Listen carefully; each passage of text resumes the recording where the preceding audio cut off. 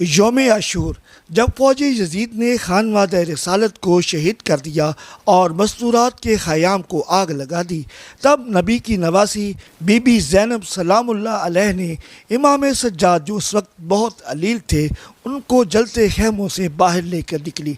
اس کی یاد کو تازہ کرنے کے لیے مرکزی امام بارگاہ امان علی شاہ میں پچھلی نصف صدی سے آگ کا ماتم کیا جاتا ہے۔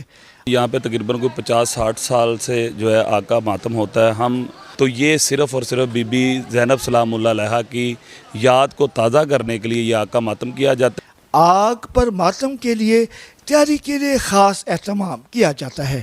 آگ پر ماتم کرنے سے پہلے باوضو ہو کر نوافل ادا کیے جاتے ہیں اور پھر آگ سے گزرتے ہیں۔ اس سے پہلے طہارت ہے آگ کے ماتم کے لیے، جو بندہ پاک و طاہر ہو، باوضو ہو، وہ آگ میں جو ہے وہ چلتا ہے۔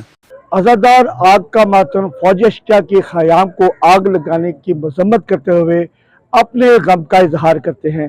کیمرمین زرگام حیدر تقوی کے ساتھ سید عامر حسین تقوی، آج نیوز چونیا۔